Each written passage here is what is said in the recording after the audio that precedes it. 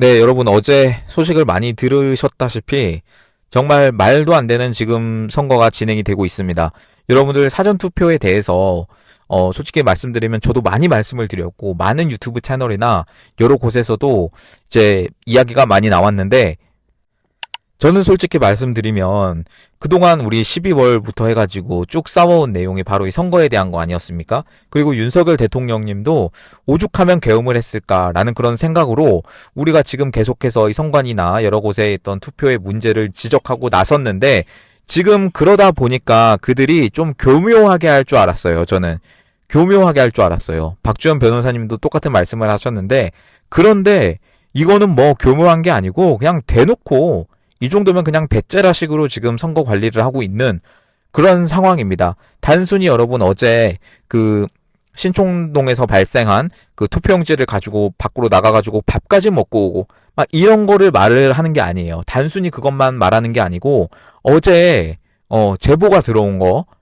그리고 제보 저한테 들어온 것뿐만 아니라 정말 여러 가지로 해가지고 많은 일들이 발생을 했습니다. 여러분 기억나시죠? 뭐 기억나는 것뿐만 아니라 너무 많아서 사례가 너무 많아가지고 이거는 뭐 정리를 할래야 할 수조차 없는 그런 사태들이 계속해서 일어나고 있는데 이게 지금 2025년에 대한민국이 맞나 싶을 정도로 좀 현타가 왔습니다. 솔직히 말씀드리면 이거는 이거 대한민국이 아니고 어디 아프리카 후진국이나 저기 베네수엘라의 마두로 정권이나 뭐 그 정도가 생각이 날 정도로 이거 지금 이런 식으로 일이 진행이 되고 있는데요. 여러분들 어떻게 생각하십니까? 댓글로도 많은 분들이 이제 남겨주셨는데 이 정도면 진짜 사전투표 중단하고 좀 이제 국가적으로 큰 어떤 선언을 해야 되지 않나. 선관위 차원에서 물론 선관위에 대해서 여러분 지금 신뢰하는 사람은 없을 거예요. 지금 제 영상을 보시는 분들은 그러실 텐데. 그러니까 이거 정도면 이제 투표 중단을 해야 되지 않나 그런 생각이 들 정도로 너무나 많은 지금 사례가 발견이 되고 이해할 수 없는 일들이 많이 일어나고 있습니다. 여러분 제가 정말 황당합니다. 솔직히 말씀드리면. 많이 황당합니다. 이런데도 계속해서 이 투표를 진행을 하고 또 오늘도 지금 벌써 영상이 올라갈 때쯤이면 계속해서 할 거지만 참 이해가 안 되는 일들이 너무 많이 일어나서 이거는 여러분 좀 현타까지 오고요. 내가 지금 이 대한민국에 살고 있는 게 맞나 라는 생각까지 들어요. 여러분 어떻게 생각하십니까? 뭐 여러 가지 사태에 대해서 어제 선관위가 뭐 사전투표에 대한 관리 부실로 책임을 통감하고 국민께 깊이 사과한다라고 해서 어제 저녁에 뭐 이런 사과문 비슷한 어떤 성명문을 냈어요. 여러분 이게 어떤 것에서 나온 거냐면 아까 말씀드린 그 신촌동에 서대문구 신촌동에 사전투표소에서 이 투표 줄이 길어지다 보니까 투표지를 가지고 막 밖으로 나가고 밥까지 먹고 오고 막 이런 일들이 발생을 한 거예요. 여러분 단순히 이것뿐만 아니라 많은 사태가 있었다고 말씀을 드렸습니다. 근데 이 김용빈이라는 사람이 중앙선관위 사무총장입니다. 국민 여러분의 상식적인 선에서 있을 수 없는 일이고 이것은 투표소 현장 사무 인력의 잘못도 이것은 모두 선관위의 책임임을 통감을 하면서 국민 여러분께 깊이 사과드린다. 라고 이런 식으로만 말을 했는데 지금 뭐 그렇게 사과를 했으면 뭐 어떻게 뭐 바뀌는 게 있나요? 지금 이것뿐만 아니라 전국에서 완전히 전방위적으로 이해할 수 없는 일들이 너무나 많이 일어나고 있는 상황에서 그냥 이런 식으로 뭐 실수였다. 이들의 항상 태도예요, 이게. 선관위 항상 일관된 태도입니다. 뭔 일이 발생하면 그것을 하나하나 조사를 하고 이렇게 절대 하지 않죠. 그냥 실수였다. 사과한다. 이러면 끝입니다. 그럼 뭐 어떡합니까? 이미 지금 일이 벌어졌고 오늘도 지금 사전투표가 시작이 되어서 또 하고 있는데 이건 어떡합니까? 여러분 진짜 윤석열 대통령님이 오죽하면 계엄했을까라고 그 생각이 들지 않으십니까? 너무나 통감하게 되는 그런 지금 상황인 것 같습니다.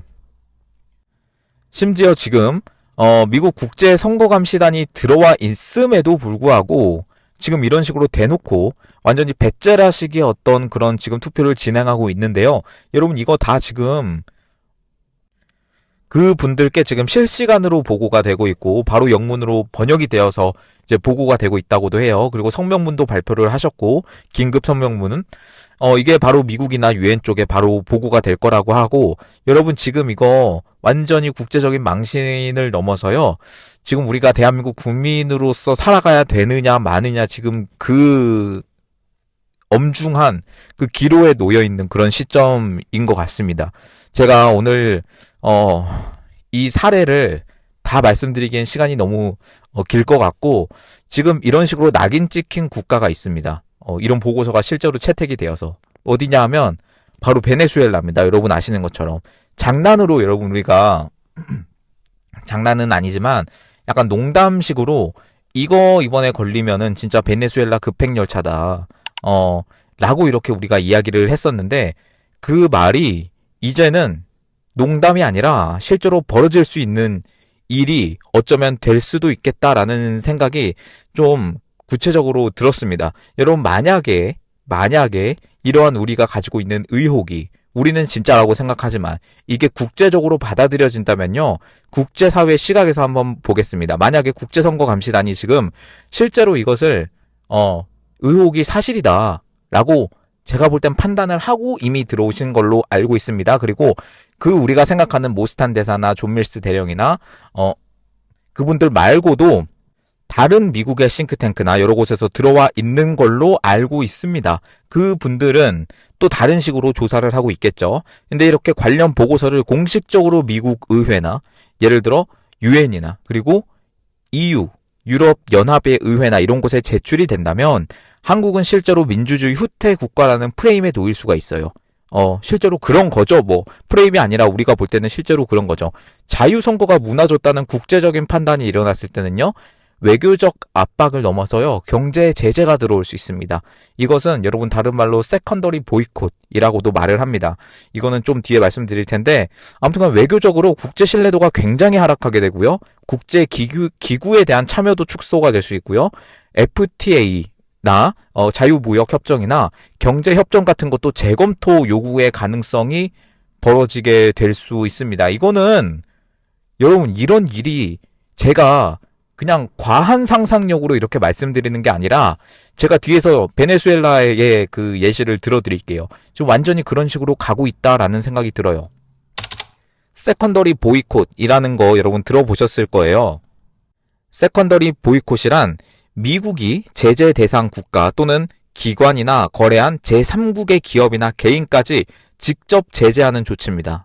그러니까 직접적인 부정행위자가 아니더라도 그들과 협력하거나 거래한 외국 기업까지도 제재 대상이 될 수 있는 겁니다. 예시로 이란이나 러시아 같은 경우가 이제 그들과 거래한 중국이나 유럽 기업들까지도 이제 세컨더리 보이콧으로 제재가 되었고요. 한국에 만약 이것이 실제로 적용이 된다면, 그러니까 만약 이 선거 관련해서 이런 의혹들이 정부 차원에서 체계적으로 이루어졌다는 판단, 정부뿐만 아니라 어떤 세력이나 어떤 당이라든가 이러한 판단이 실제로 미국 정부 또는 국제사회에서 인정이 될 경우, 지금 굉장히 엄중한 시기인 게 이러한 보고서들이 실제로 채택이 될 수도 있는 그런 상황을 우리가 지금 거치고 있는 거예요. 관련 인물에 대해서 직접 제재가 되고요, 이를 지원하거나 방관한 기업이나 단체, 언론 등에까지도 간접 제재, 즉 세컨더리 보이콧 가능성이 제기가 될 수가 있겠습니다. 이것은 경제, 수출, 금융시장, 완전히 코스피 그냥 날아가는 거고요. 외국인 투자자들 다 나가게 되는 겁니다.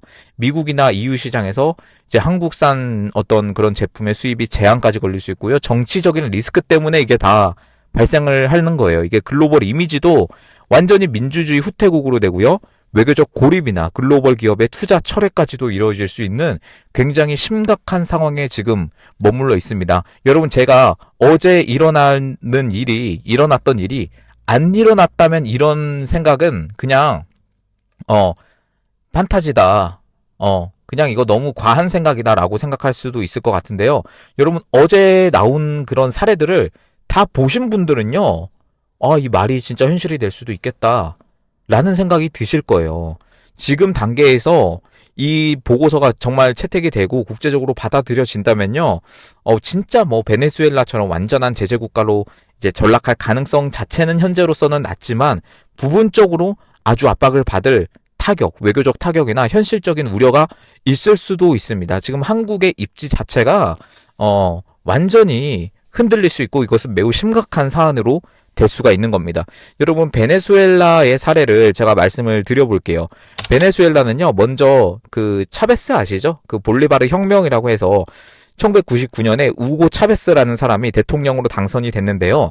그 당시에 이제 베네수엘라가 미국과 좀 가까운, 이게 지리적으로 가까운 나라다 보니까 항상 이 반미 성향을 가지게 됐어요. 그래서 이 사회주의 노선을 내세운 볼리바르 혁명이라는 것을 이제 우고 차베스라는 사람이 시작을 했습니다. 먼저 이 석유 산업, 베네수엘라의 석유가 좀 많이 나옵니다.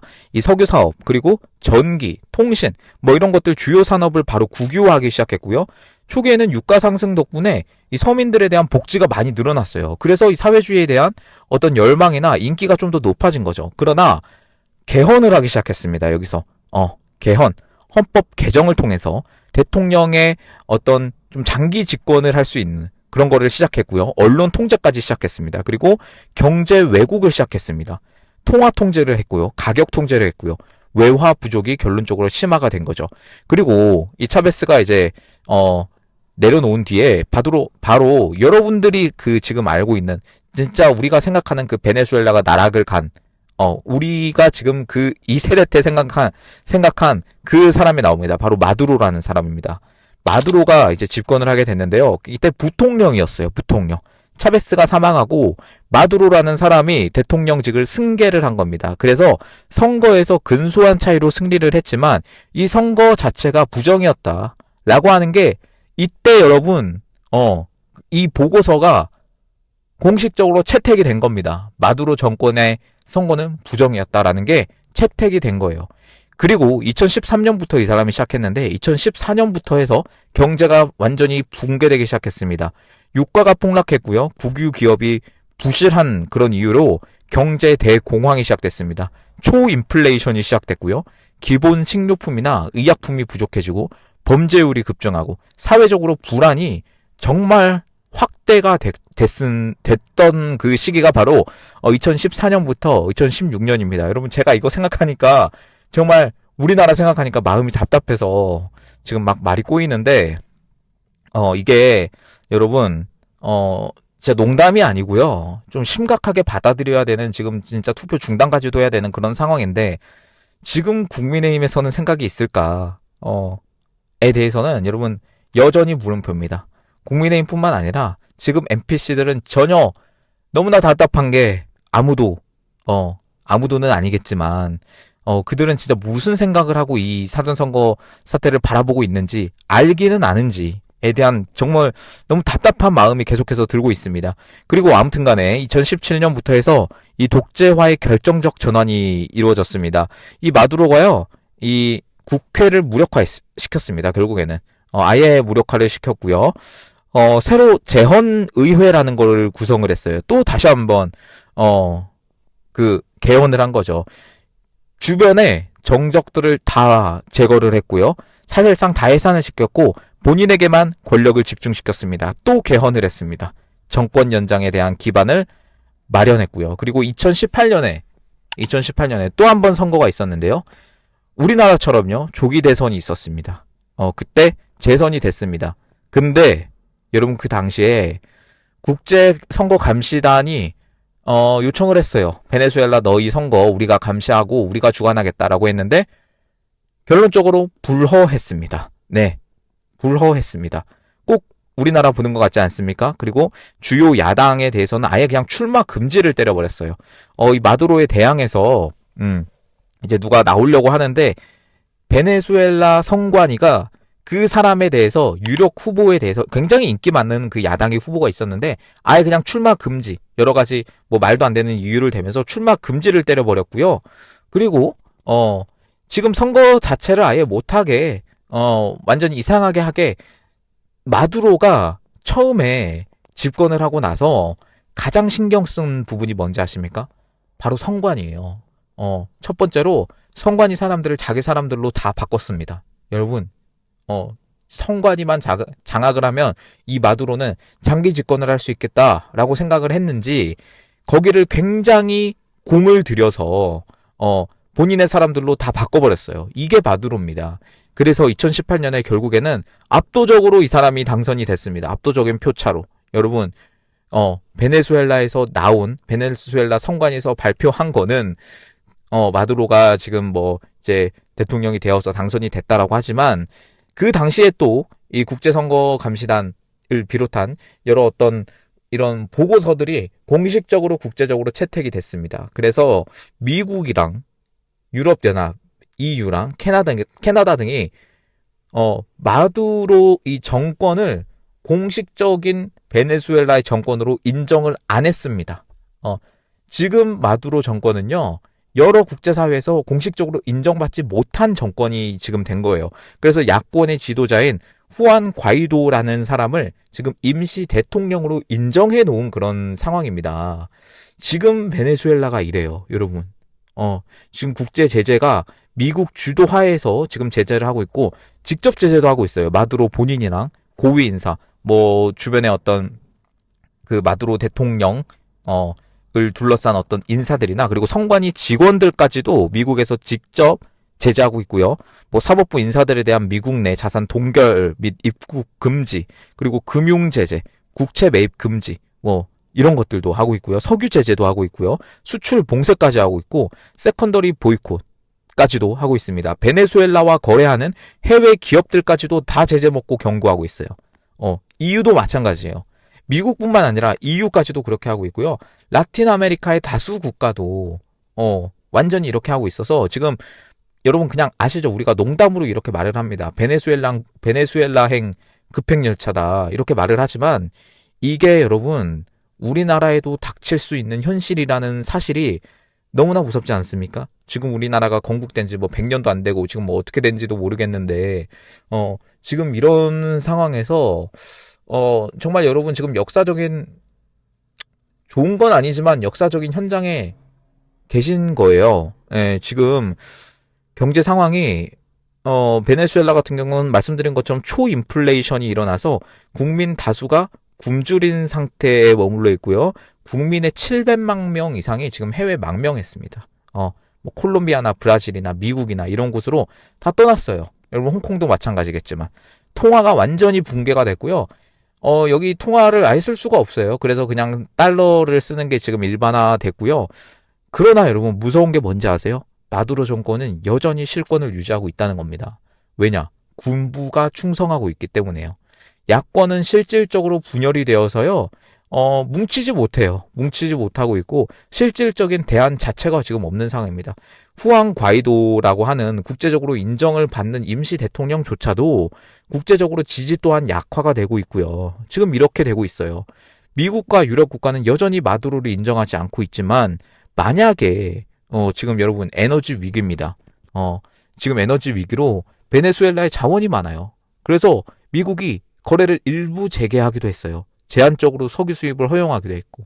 여러분 이게 이 사례로 볼 때요, 지금 너무나 과한 상상력이라고 생각하시는 분들은 이 사태를 조금 더 면밀히 살펴볼 필요가 있습니다. 당장 어제 일어난 일만 해도 미국 국제선거단 모스탄이랑 존 밀스랑 이제 그랜트 뉴섬이랑 브래들리 테일러 박사가 그 천호동 그쪽만 해도 여러분 개수가 너무나 이상하게 되어서, 왜 우리가 센 거랑 거기서 센 거랑 완전히 이렇게 차이가, 아니 조금 뭐 한두 명 차이 나는 것도 아니고 거의 막 2배 이상으로 차이가 나버리니까, 그럼 이 사태를 어떻게 바라봐야 합니까? 이게 우리가 잘못한 거라고 지금까지 말을 할 수 있겠습니까? 너무나 지금 답답한 상황이고요. 마무리로 좀 말씀드리지만, 그 SKT 해킹 사건에 대해서 지금 중국 배후로 사이버 전쟁 가능성이 계속해서 나오고 있습니다. 여러분 지금 그 민관 합동조사단이 2차 조사를 통해서 단말기 고유식별 번호인 IMEI를 비롯해서 지금 주요 정보의 추가 유출 개연성을 지금 확인한 가운데, 사태 배후로 그 북한이라는 이야기도 있었는데요. 저는 사실 딱 북한이라고 꼽기는 어렵다고 보고요. 왜냐하면 로고가 다 지워졌기 때문에 이건 알 수가 없어요. 그런데 팩트는 이미 다 유출이 되었고, 지금 사전선거는 시작을 했고, 과연 이 유출이 된 개인정보가 어디에 쓰였느냐 라고 하는 거죠. 이 보안 전문가들조차도 이런 식으로 이야기합니다.